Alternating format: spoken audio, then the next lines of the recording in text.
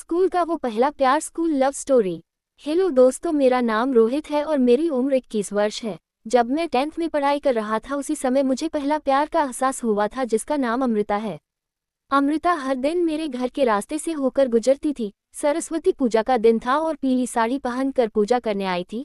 उस दिन मैं लेट से स्कूल गया था। जब मैं क्लास में पहुंचा तो मेरी नज़र अमृता पर पड़ी और मैं उसे देखता रह गया। पीली साड़ी में अमृता बहुत अच्छी दिख रही थी। मेरी नज़र हटाए नहीं हट रही थी। किसी तरह मैंने खुद को संभाला और बाहर आ गया, लेकिन अभी भी मेरे में उसी के बारे में सोच रहा था। जैसे उसका वो चेहरा मेरे दिल में उतर गया हो, किसी तरह मैंने खुद को संभाल रहा था। मुझे प्यार हुआ। कुछ देर में अमृता अपने दोस्तों के साथ बाहर आए और फिर मेरी नज़र उसी को देखने लगी। बस मुझे लग रहा था उसी को देखता रहूं। अमृता भी मेरी तरफ देखी, लेकिन मैंने अपनी नज़रें दूसरी ओर कर लिया।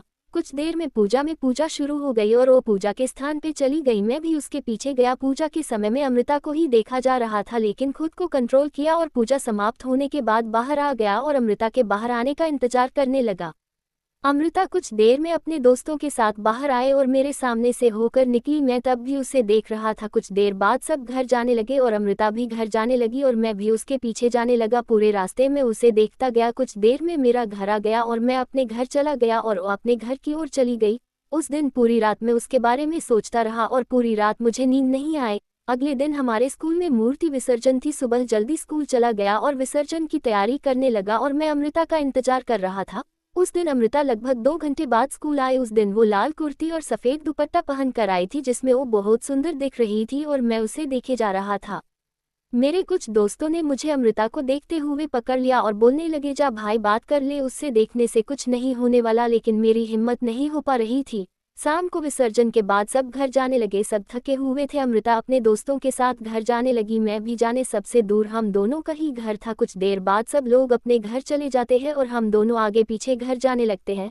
अमृता को देखते जा रहा था। वो थकी हुई लग रही थी।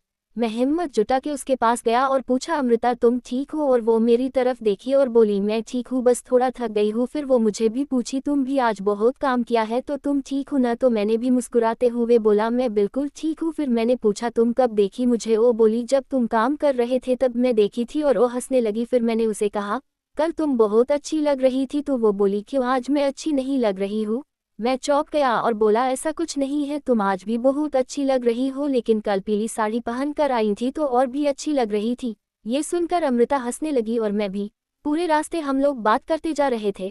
अमृता ज्यादा थकी हुई लग रही थी। मुझे लग रहा था उसका हॉर्न थाम लूं। कुछ देर में मेरा घर आ गया और मैंने अमृता से पूछा, मैं तुम्हें घर तक छोड़ दूं? तो वो बोली, नहीं, मैं खुद चली जाऊंगी, तुम जाओ। और वो अपने घर चली गई। अगले दिन सुबह स्कूल जाना था। कुछ देर पहले से मैं स्कूल जाने के लिए तैयार हो गया और अमृता का इंतजार करने लगा। मैंने उसे दूर से ही आते हुए देख लिया और धीरे धीरे जाने लगा। वो पास आई तो बोली, स्कूल नहीं जाना है क्या? को इतने धीरे जा रहे हो या किसी का इंतजार कर रहे हो? तो मैंने मुस्कुराते हुए कहा, ऐसा कुछ नहीं है, और बात करते हुए साथ जाने लगे। उसके बाद हम लोग हर दिन साथ ही स्कूल जाने लगे।